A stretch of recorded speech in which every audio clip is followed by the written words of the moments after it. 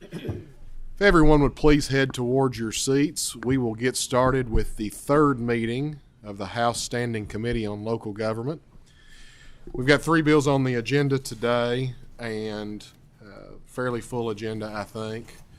And we may have to stand at ease just a little bit because we have presenters that are over in Senate, State, and Local Government as well. But at this time, I will have the Secretary call the roll. If anyone is participating by Zoom, please let us know that you are in your annex office if you're participating. Madam Secretary, please call the roll. Representative Bentley. Here in the room. Representative Bray. Representative Brown. Here in the room. Representative Dixon. Representative Donahue. Yes, ma'am. Present. Representative Fleming. Present in the room. Representative Frazier Gordon. Present in the room. Representative Huff. Present in the room. Representative Imes. Here in the room. Representative Johnson. Representative Koenig. Here. Representative Lockett. Representative Marzian. Representative Miller. Here in the room. Representative Reed. Here in the room. Representative Roberts. Here in the room. Representative Thomas. Present in the room. Representative Meredith. Present. We do have a quorum and are duly constituted to do business.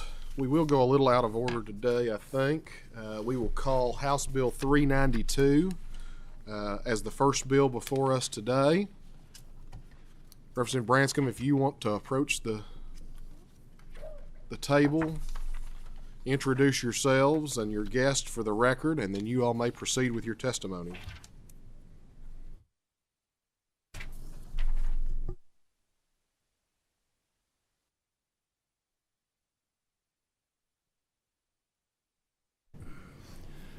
Thank you, Mr. Chairman, committee members. Josh Branscombe, State Representative for the 83rd District. I'll let my guests introduce themselves. I'm Jeff Harper with Kentucky Farm Bureau. David Sanford with law firm of Goss Sanford, PLLC in Lexington.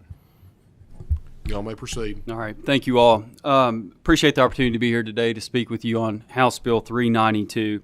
And the purpose of House Bill 392 is to establish state-level decommissioning and financial assurance requirements for solar merchant electric generating facilities to protect landowners and local communities where facilities are located. The bill preserves and protects private property rights of landowners.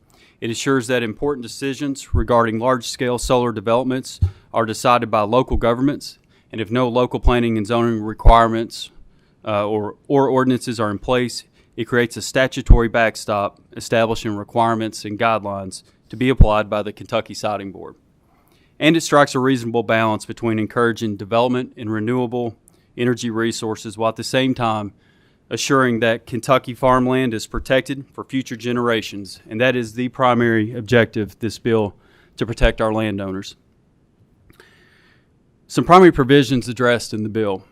Local representatives will serve on the siting board until construction is completed, so that through the entire span of the siting board's jurisdiction over the project, there is a guarantee that there's a local perspective and representation included in all siting board decisions. Currently, the siting board consists of 7 members, 3 from the Public Service Commission, the Secretary of Energy and Environment Cabinet or a designee, Secretary of Cabinet for Economic Development or a designee, and 2 local members appointed by the governor. Currently, those 2 local members go off the board once the application for construction is approved. This bill will keep them on the board to have that local input until the completion of construction and the merchant generating facility begins generating electric for sale. Developers are required to be proactive in developing a decommissioning plan before they seek approval for a project from the siting board. And once again, this just ensures that there is a plan in place for when the project is at the end of its life cycle.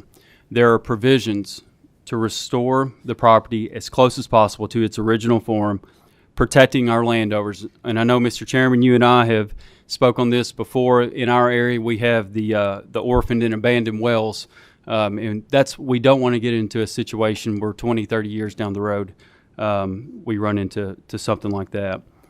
Landowners and local communities are protected by establishing mandatory state-level decommissioning requirements, mandating that there is a financial bond or security requirement to cover future decommissioning costs, assuring that a bond or security for decommissioning is always in place from the time construction commences until decommissioning is complete, requiring prior to commencing construction at the time of sale or transfer of ownership, and every 5 years, an independent professional engineer shall review and update the value of the financial bond to assure that the bond is adequate for the costs of decommissioning, and affording local counties and cities the option to be named as a secondary beneficiary. The landowner would be the primary, but give them the option to be named on the decommissioning bond.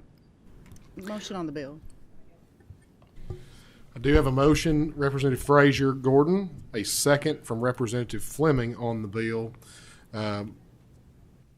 We do have another presenter that is not directly with the bill sponsor that has some comments that I think they would like to make, and so I would like to let Tom Fitzgerald make his comments with regard to the bill as well. So Tom, you're on Zoom.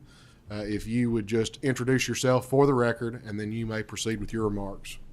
Certainly. Thank you, Mr. Chairman. Thank you, members of the committee. Tom Fitzgerald, I'm senior staff for the Kentucky Resources Council, formerly director, on my way to being former staff, for that matter. I appreciate this opportunity to talk with you. I had a good conversation. I appreciate Representative Branscom's time yesterday. We had a good conversation, and Jeff and I have also communicated. I think we have a common goal, which is to assure that landowners at the end of these projects are not burdened by equipment and structures that are placed on farmland or on other land, for that matter, that no longer has any useful life. A number of different parties, including Mr. Samford, who I understand represents one of the solar developers who's interested in Kentucky, have been in conversation on these issues. And there is, some of you may be aware, a bill that was filed in the Senate, which represents some of the same concerns, some of the same considerations regarding decommissioning. And I strongly support the idea of putting in place a decommissioning plan, decommissioning bond. I had the privilege of being part of the negotiating team that put together the 2002 Siting Board bill, because we recognized back then that there were merchant plants that are not utility plants that were coming to Kentucky. That was the era of the Enron plant up in, I think it was Oldham County or Trimble County, and there was the Peabody's Thoroughbred and a number of other plants. And we needed a siting process to make sure that these facilities were compatible with the land, compatible with the neighbors, and protecting the landowner and adjoining landowners, and that all of these impacts, including property value impacts and things, were being considered. We didn't at that time think about the end of the life of these facilities. So I appreciate very much Representative Branscom's interest in this issue. There are areas in the bill, and I'll hit them very quickly because I know there's a motion to the second on the bill. There's areas that really need to be strengthened in order to assure protection of landowners, as opposed to protection of the developers who, once the projects are done, are gone. Those include, first, a technical issue regarding the ad hoc members of the siting board. As written, the language would have them continue to be part of the siting board for this project, even if the project is never constructed. I don't think that's what's intended, but there needs to be a cap on that so that if the certificate expires, they are no longer part of a siting board if the facility doesn't go forward. The second is a more significant issue, which is the decommissioning plan itself. The bond needs to be reviewed by the siting board for its adequacy. Under this bill, it's not. Under this bill, an engineer who is employed by the developer is going to propose what they think it's going to cost to decommission the facility, and that is not reviewed by anybody for its adequacy. It needs to be reviewed by the siting board, and there needs to be input from the landowner as well as others as to whether that decommissioning bond, both in its amount, which needs to include not just the cost of decommissioning, but the cost of a third-party decommissioning. So there's some administrative overhead there because, like a mining bond or any other kind of bond, if you default, somebody else is going to have to be hired to do the job you were supposed to do. And so there is an administrative cost there that needs to be considered and added to the cost of that bond in case you default. The second is the form of the bond needs to be reviewed. It says it says another type of security. We need to know what kind of security we're talking about. It certainly can't be a self bond. We've got some horrific examples of self bonding in other industries that have failed when the companies themselves have failed or don't have the capital any longer to live up to their commitments. The requirement, one of the concerns under the decommissioning plan language in the bill, all of these provisions are incorporated into the leases, and the landowner doesn't have the ability to vary those terms. For example, it requires removal of underground components and foundations, such as underground conduits and things, only to a 3-foot depth. Well, what is a 3-foot depth today may not be a 3-foot depth forever because of erosion, because of changes in land use. I think a landowner has a right to have all of that underground conduit and all of that other underground components removed unless they want them to remain. In this bill, they wouldn't be allowed to, because the only thing the developer would be responsible for is removing it down to 3 feet. Additionally, it allows the interconnection and other facilities to remain in place, quote, for future use. That should be the landowner's decision, because in many cases, the transformers and the inverters and the other equipment, which are very costly, among the more costly components to remove, should be removed because they're going to be of no use to the landowner. And so the landowner needs to control that, not the terms of a lease that are dictated by the statute. Regarding the decommissioning bond, it is unclear from the statute whether the bond would have to be adjusted in 5 years. It says an updated bond has to be filed, but it doesn't say that the updated bond has to be recalculated in order to assure that the costs are that the amount of bond is sufficient 25 years out to require complete removal of facilities and reclamation of the sites.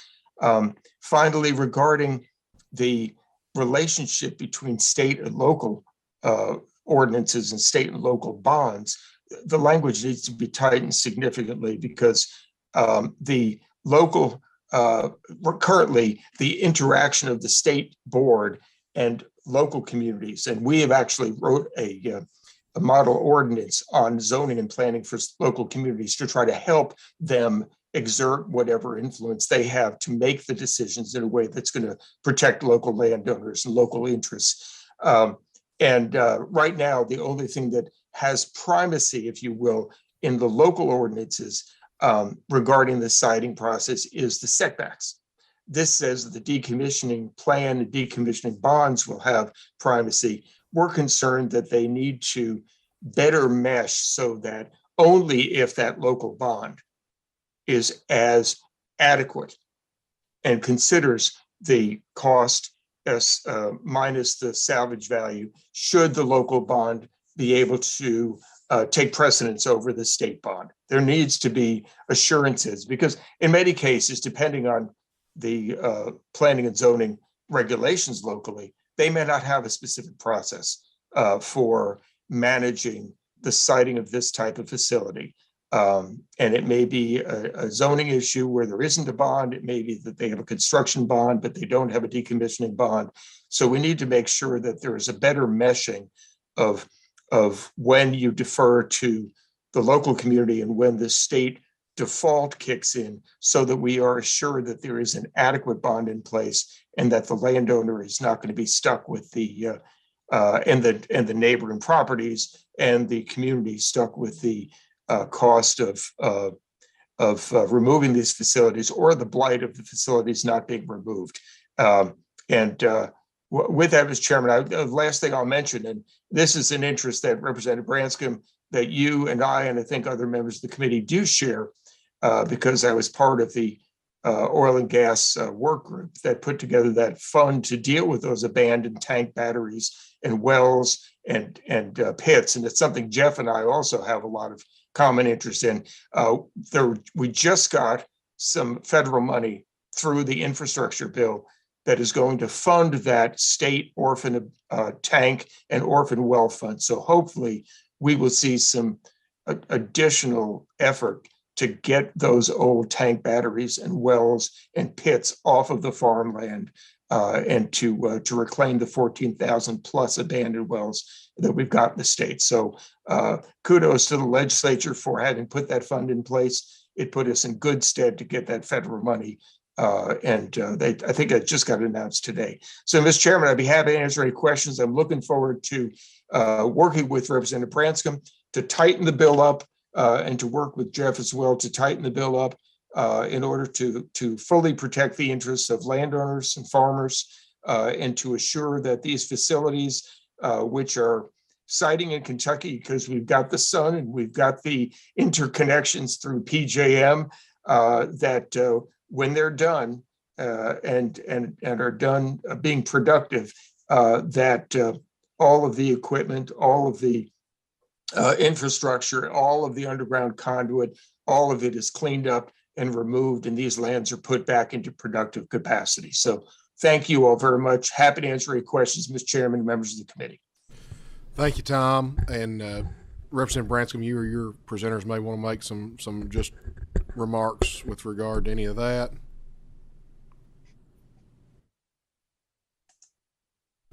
I think we're good. Mr. Fitzgerald and I, we had a conversation last night, very good conversation, and he hit the nail on the head. We've got some common interests here, and some of his suggestions, we're going to take those into consideration and look forward to working with him and really appreciate kind of his insight and his background in this dealing in this area. Sure. So look forward to working with him. Do have a question from Representative Donahue. Thank you, Mr. Chairman. Gentlemen, thank you for the bill today. Tom kind of stole my thunder there. That's exactly what I was talking about is the bonds. It's come through this very committee before with the water treatment and waste and things where these industries go belly up and then they don't have the capital to make the bond whole. That's my biggest concern about this whole thing here is that we have to make sure that those bonds are secure, that at the end of their lifespan, they're able to do what's right to help the landowners and also what's right for the state of Kentucky. But thank you for the bill. Thank you, Mr. Chairman. Any other questions from members of the committee at this time? Representative Brown. Yeah, in follow-up to Representative Donahue's question, on the front end, are there assurances that the bond will be in place and will take care of what could happen on decommissioning down the road at some point when the facility becomes to the point where it's not useful anymore or not productive? Sure, I can address that, sir. The bill requires that a decommissioning plan be filed as part of an applicant before the siting board. It has to be part of their application.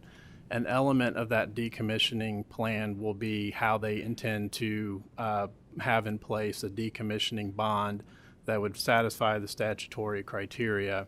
And so the siting board is making sure that their decommissioning plan complies with the statute as an element of approving the application.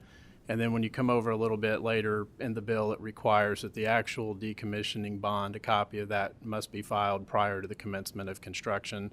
And then there's other provisions that make sure that if there's any transfer of ownership of the facility, that the new acquirer has to provide either an adoption of the existing bond or a replacement bond prior to them acquiring the facility. So once the bond's in place, it would be all the way through the end of the decommissioning phase. Okay. Mr. May I have another question, please? Go right ahead. The question's been raised, will the bonding and the technical aspects of this bonding be updated on a regular basis during the useful life of the field? Yes, in the language, there has to be an update at least every 5 years, and that amount by a independent professional engineer. So yes, that is in the language. Okay. Thank you, Mr. Chairman. Any other questions from members of the committee? Oh, Representative Thomas. Yeah, I just had one.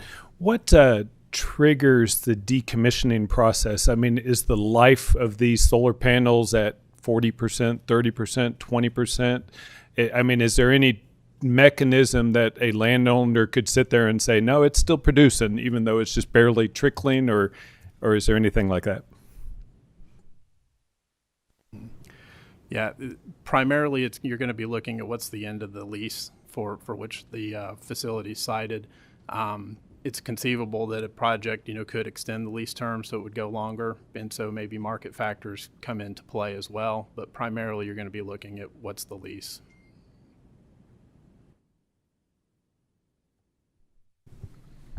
Any other questions?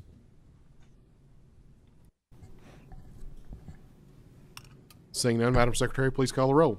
Representative Bentley? Yes. Representative Bray? Yes. Representative Brown? Yes. Representative Donahue? Yes, ma'am. Representative Fleming? Aye. Representative Frazier Gordon? Yes. Representative Huff? Yes. Representative Imes? Yes. Representative Koenig? Explain my vote, Mr. Chairman. Please proceed. Thank you. I'm going to pass it this time. My concerns are not with the intent or the need for the bill. My concerns are that locals, county and city, have the ability to deal with this currently through the use of planning and zoning. And I see this as kind of a end around that, and this is not something that we saw coming years ago, and there'll be something else down the road years from now. And are we going to have little carve outs for those that don't want to take on the difficult issue of implementing planning and zoning in their town or county, or are we going to insist that it be used in that way going forward? Because everything we've talked about from both sides could be accomplished by planning and zoning. So thank you, Mr. Chairman. Representative Lockett? Yes. Representative Miller? Yes. Representative Reed? Yes. Representative Roberts? Yes. Representative Thomas? Aye. Representative Meredith? Yes, and I would make one brief comment as I cast my yes vote, and that is, I appreciate the concerns that Tom Fitzgerald brought. You know a ton about this area, and you always have a good eye out for these kinds of things. But I also don't want to take anything away from the bill of right now we have no oversight, no decommissioning bonds, none of those things over these types of facilities. And so anytime that we're moving in the direction that we're moving on this, we're moving in the right direction, no matter how far we get down that road. And Mr. Chairman, thank you, Ed. We do have, currently every approval that the siting board has given has had a decommissioning bond requirement to it. Putting it in statute is a step forward. You're absolutely right to give them that legislative, clear legislative authority to do so. But they've not let any of them out the gate without a decommissioning bond.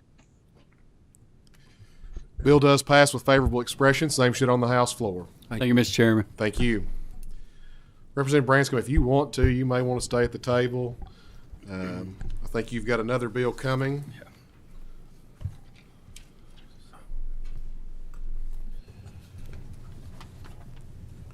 There you.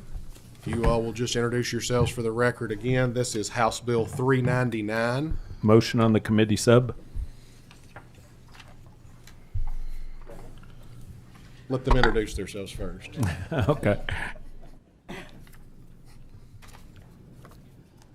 Josh Branscombe, State Representative, 83rd District.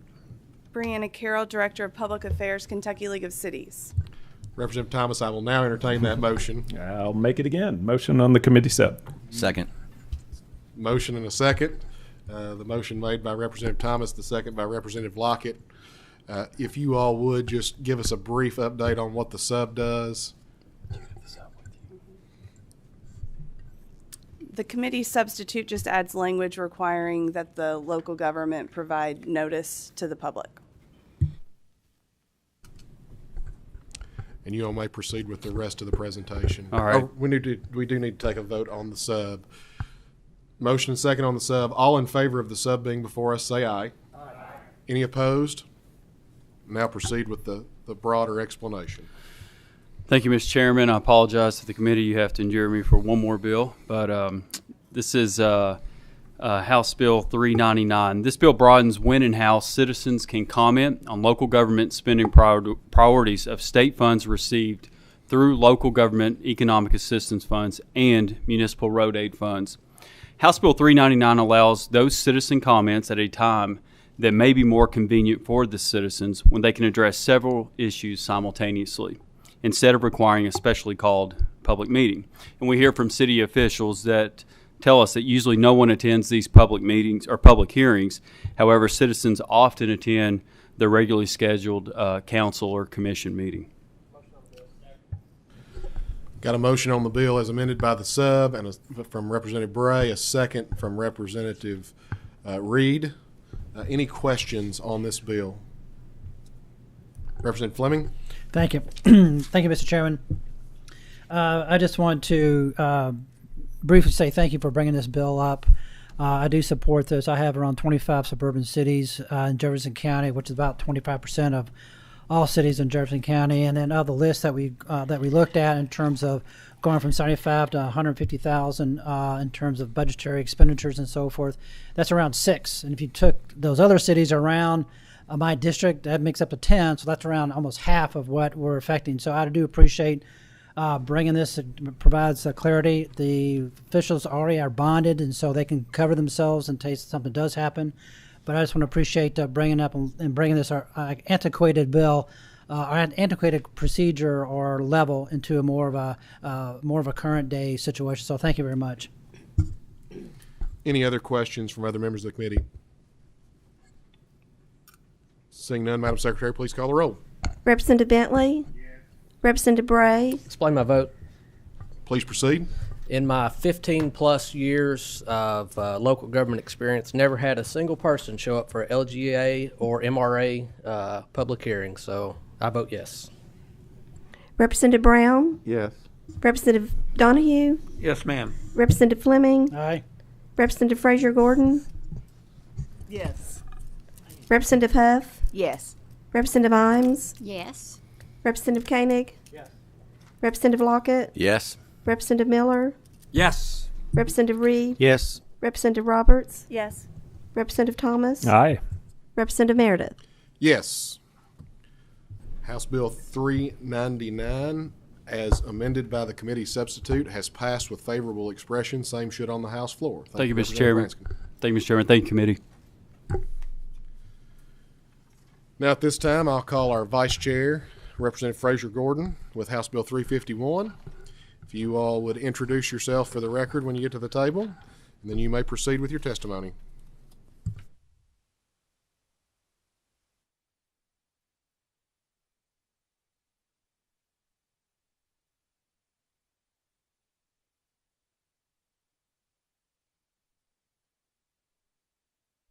Thank you, Chairman. I'm Representative Deanna Frazier Gordon. I represent District 81 in Madison County. I'm Brianna Carroll, Director of Public Affairs for the Kentucky League of Cities. Thank you, Chairman Meredith and members of the Local Government Committee. I appreciate the opportunity to bring this bill to you today. We began working on this bill long before recent events in Western Kentucky reminded us of the importance of planning for situations in which vital city records may be lost or damaged. In recent years, Kentucky has suffered much damage from floods, tornadoes, and storms of all kinds. This legislation puts in place options to replace information when a local government made a good faith effort to replace or recreate a lost, damaged, or destroyed record. This includes tampered records and those lost through ransomware or cyber attacks. Brianna Carroll with the Kentucky League of Cities will explain more details pertaining to this measure and why it is so important to local governments. Thank you, Chairman Meredith and members of the committee. House Bill 351 provides a common sense answer for local governments that suffer catastrophic events such as recent tornadoes, flooding, fires, in addition to malicious attacks such as disgruntled employees or cybercrime. There have been 17 federally declared disasters in Kentucky since 2015, including the related tornadoes, severe storms, flooding, landslides, mudslides, snowstorms, ice storms, and straight-line winds. These disasters typically cover multiple cities, counties, and there have been damage to public buildings, such as the recent damage to the Mayfield City Hall. The more records move to electronic formats, the more likely that they are going to be lost through ransomware or cyber attacks. Despite redundancies and off-site storage, many of these records are irreplaceable. House Bill 351 requires local governments to make good faith attempt to replace and recreate these lost, damaged, or destroyed records by contacting the individual or entity in charge of producing or storing the record, recreating the record if the data is available, seeking a copy from an individual or entity that has one. If the local government cannot replace or recreate the record, officials could file an affidavit that includes the following: the statutory citation requiring transmission of a record, a description of how the record was lost, damaged, or destroyed, steps the local government took to attempt to reconstruct the record, and any data the city has been able to reconstruct. The goal is always to provide transparency. However, the reality is sometimes that the reconstructing decades of public records may not be possible. That is what this bill addresses. And allowing local governments to file this affidavit will help ensure that they do not miss out on vital funding opportunities when they are needed the most. We got a motion from Representative Bray, a second from Representative Fleming. Do I hear any questions from members of the committee?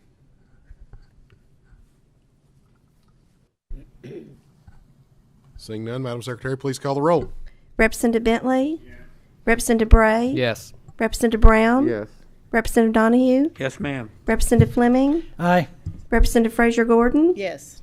Representative Huff? Yes. Representative Imes? Yes. Representative Koenig? Yes. Representative Lockett? Yes. Representative Miller? Yes. Representative Reed? Yes. Representative Roberts? Yes. Representative Thomas? Explain my vote. Please proceed. Yeah, as having a business that had 6 feet of water in a flood one time, but my accountant was also on the river, had a flood in his office, I vote yes. Representative Meredith?